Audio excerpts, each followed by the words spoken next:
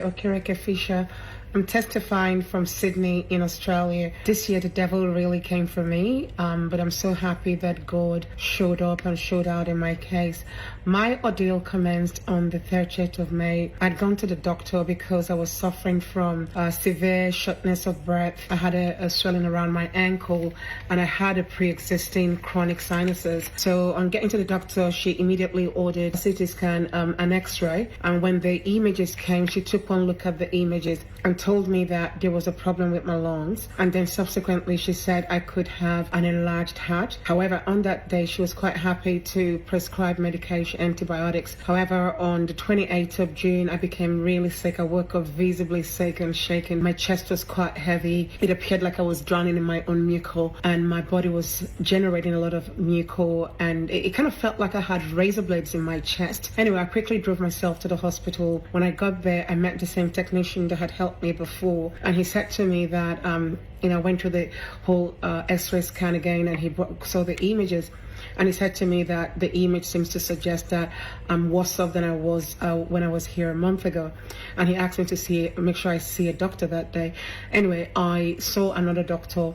The same thing. The doctor looked at the results and said, listen, ma'am, you got to pack a bag and you got to find your way to the emergency department of the nearest hospital. We waited there. Eventually we saw a doctor. The doctor took one look at me. She saw I was struggling immensely with my breathing. She organized my blood test, and I was then subjected to a CT scan with contrast. Eventually she called myself and my husband to a corner of the hospital to say, listen, I have been working with a senior respiratory consultant behind the scene, and he seems to be of the view or opinion that you might have there's a real possibility you have a medical condition by name Sarcoidosis of the lungs. And I remember saying, so what exactly is that? One thing that she said that also terrified me was she then said to me, in spite of that diagnosis or possible diagnosis, the consultant is really very unhappy about the CT scan, and he would want to undergo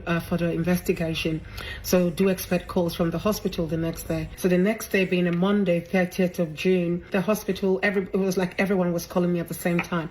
Eventually they booked me for I was booked in for a heart scan, the echo scan, and I was also booked in for a PET scan. The PET scan really kind of worried me because, everyone knows that is related to cancer. So that kind of made me feel like they were really suspicious of the fact that I could have cancer. So on that day, on the next day, the 1st of July, I made myself available for the PET scan. I went to the radiology clinic.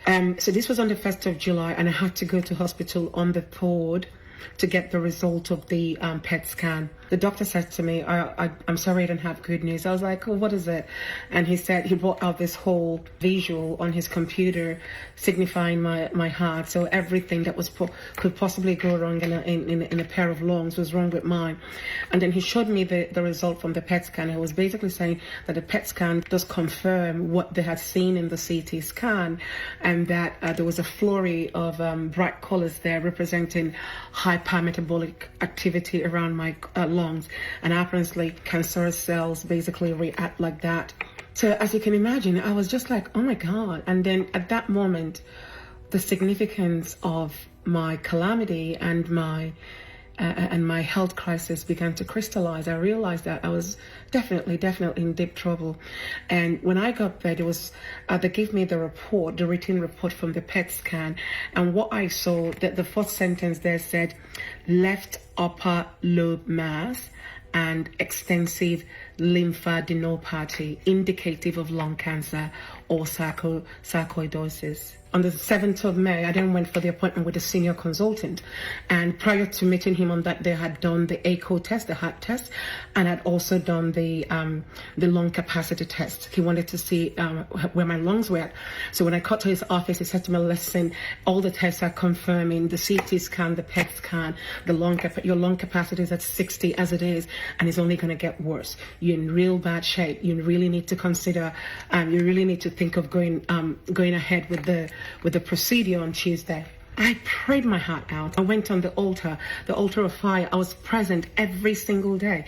And I believe on this, and I hope my dates are right, that on the 7th of July, being that day that I was at the hospital, Pastor Jerry, mentioned sarcoidosis. Sarcoidosis, sarcoidosis. If you are the one, put it on the live stream. The devil is a liar. Oh, yeah, now, let it be reversed. I was like, oh my God, how is that even possible? And then the second day he mentioned cardiac sarcoidosis. Cardiac sarcoidosis, cardiac sarcoidosis. The devil is a liar. Oh, yeah, now, so let it be reversed. So I was like, I ran with that. I'm like, that's me. The God who sees me, my God, Roy, that's him.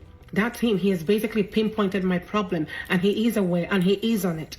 So as the days rolled into weeks, I was feeling better. You know, I was now all of a sudden I could go up the staircase without my heart beating so fast. I was doing all the things. I was back in court. I was doing everything that I was doing previously. So I said to God, I need good news.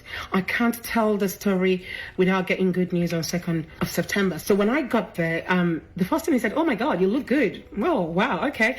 He ushered me into his consultation room. He opened up the same laptop that brought me so much grief before, and then he showed me the result. He's like, I'm not sure what happened, but all the nasties that we saw before seem to have resolved. One thing I can tell you is that all that inflammation, all the things that we are basically ailing you or ailing your lungs have basically disappeared. And I can tell you that I am 99% sure that you don't have cancer, because lung cancer does not just resolve on its own. I was quiet. I didn't say anything. I just couldn't believe that I was sad. And then I asked him, so what about the sarcoidosis? What are we going, is that still in play? He's like, well, I really don't see, because then he had told me that if that was confirmed, that I would go through, he would give me medication for steroids and all that. But he just said, based on the way you've presented, I don't think that you need any of those medication. I couldn't believe it. Gerald was being told he wasn't even going to place me on medication. He wasn't asking me to go see some other specialist. He wasn't asking me to go get a second opinion on anything. He was just asking me to walk away free. All my brothers and sisters, I can tell you this, the God we serve is a living God. Elroy, the God that saves me and meets me at the point of my needs. I am so grateful to Pastor Jerry. Without that access to this platform, I would not have had the power to fight this disease. I am so grateful. May God continue to bless you. Pastor Jerry. Thank you so much for listening to the end. Please like this video, share it with someone, and kindly subscribe to this channel. Thank you so much for your support. God bless you.